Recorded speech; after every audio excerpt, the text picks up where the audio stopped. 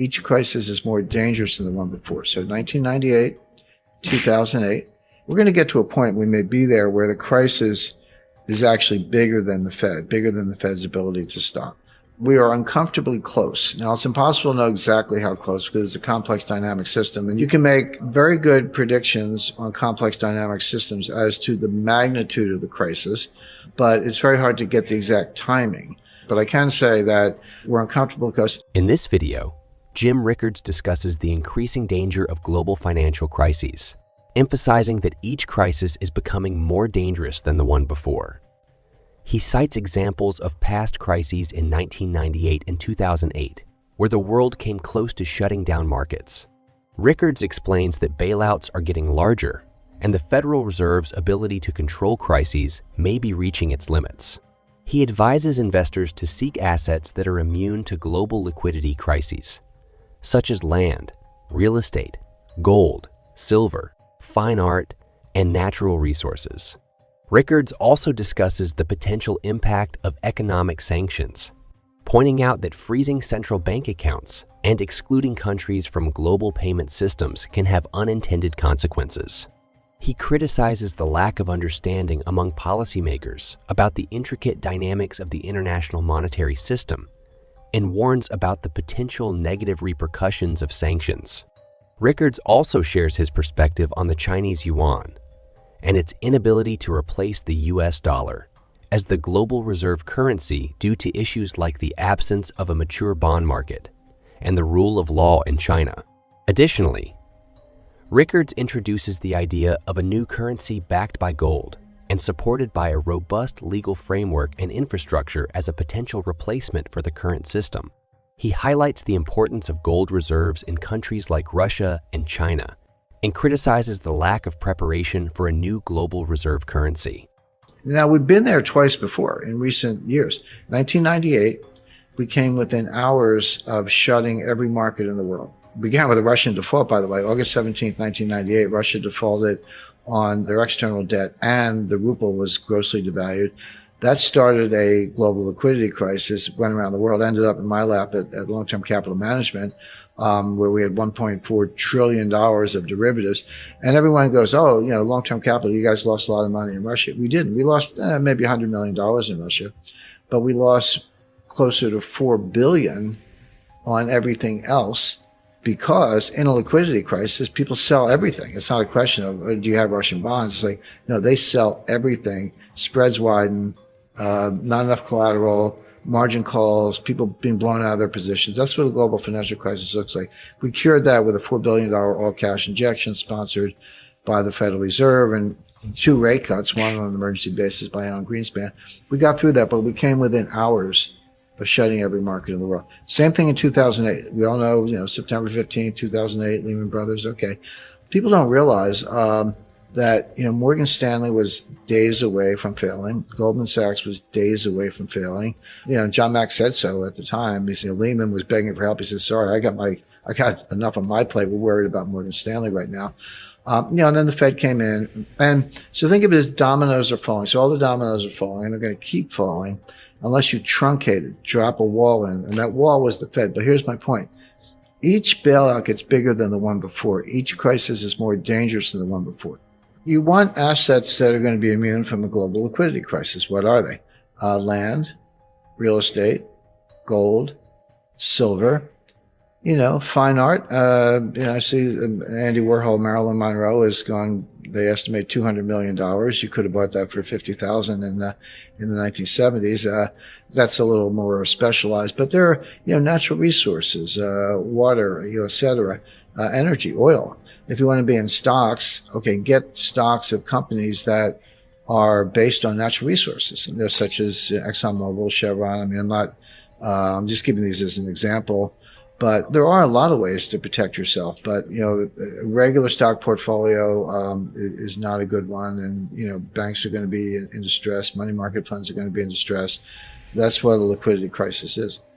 I point out that the dollar has been a cryptocurrency since at least 1979. That was the last year the Treasury issued a paper Treasury note, like you had a note. Maybe somebody's grandmother still has an old one in the attic, but they had little almost like, stamps, like you peel off a coupon and take it down the bank and get paid. The last time they did that was 1979. So the dollar has been digital and message traffic has been encrypted since around 1980. But I think in terms of the impact on the dollar, this is, be careful what you wish for. And this was exactly what I was saying earlier in terms of second and third order effects. And I warned the Pentagon about this, and I warned the Treasury about this, because I know how economic sanctions work. I've been very involved in that from the point of view of the intelligence community and also advising the government. But they can be powerful. But if you use them too much and too broadly, they actually lose all their impact, because the people you're targeting say, well, okay, no mas, I'm out of the dollar system. You've done it one too many times. And this is an example of that. We've never frozen a central bank before. We have now. We've never kicked an entire country out of SWIFT, with the exception of Iran, but that's a much more isolated case. We have now with Russia. And so instead of just sitting there saying, oh, gee, you got me, we can say, okay, let's go to a new payment system. Let's pick up a new currency. The Saudis are saying the same thing. And all of a sudden, if you're one of the top princes of Saudi Arabia, maybe Mohammed bin Salman, or any of the top princes, you have a yacht in Monaco, you have a house in Aspen, you have who knows how many houses and palaces and yachts around the world, private jets. And they're like, actually, all that stuff could be seized, because that's what we're doing to the Russian oligarchs. And by the way, it's not limited to oligarchs. We saw this kind of neo-fascism in Canada very recently with Chrystia Freeland, who's the deputy prime minister, freezing the bank accounts and the crypto wallets of the truckers. Canada went so far as to criminalize it. If you supported the truckers under a recent interpretation of Canadian law through Chrystia Freeland, the deputy prime minister, that's a criminal act. So I told Justin, I said, come and get me. But my point being, so she's seizing the accounts of blue collar truck drivers, and Biden's seizing the accounts of oligarchs, but it's the same thing.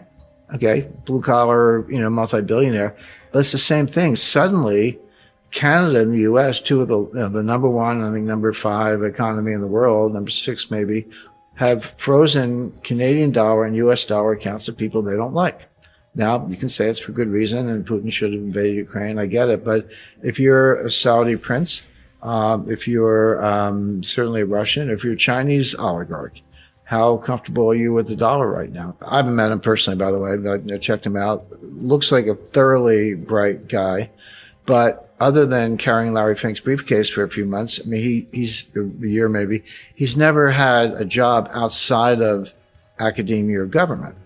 So he doesn't really understand the real world and doesn't understand what we're discussing right now. So the answer to the question was that they didn't think this through. They don't understand these knock-on effects.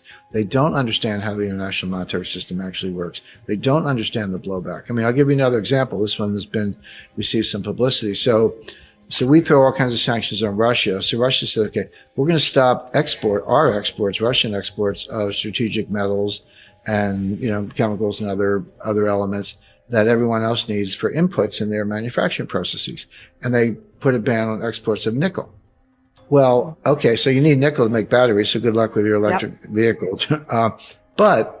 So U.S. throws sanctions on Russia. Russia retaliates by banning nickel exports. The price of nickel goes to the moon. It went up by a factor of 4 or 5. That's really not surprising. London Metal Exchange fell down. They had to close. Yeah. Okay, but who lost?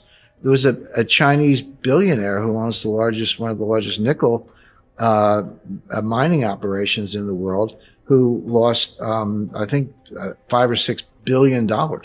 So here's Russia and the U.S. fighting an economic war, and the loser pops up in China. That wasn't on his radar screen, and that wasn't on anybody else's radar screen. But it's a good example where the damage shows up when you don't expect it.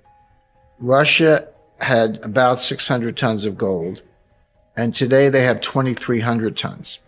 China had about 600 tons of gold, and today they have about 2,000 tons, just slightly less, that we know of. And they may have several thousand tons off the books in the State Administration of Foreign Exchange that we don't know about, because that's completely opaque. So Russia and China did exactly what we warned the Pentagon about in 2009, exactly, which is increase their gold reserves by a factor of 4 or more.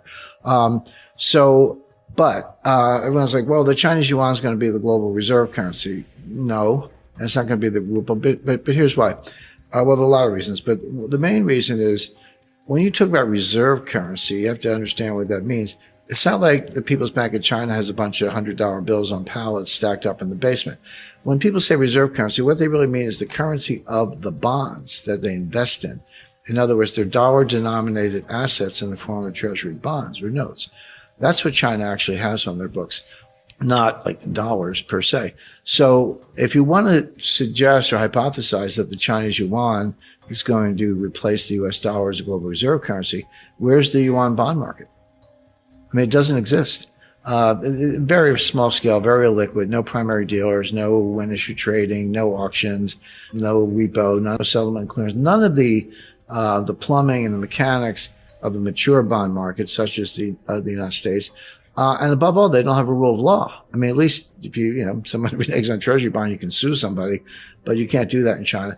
So the absence of the rule of law, number one, the absence of the infrastructure, the plumbing, for want of a better word, are two reasons why the yuan and certainly the ruble will not replace the dollar as a reserve currency. However, what I was hypothesizing then, and I'll come back to this, is you can create a brand new currency that does have all that stuff.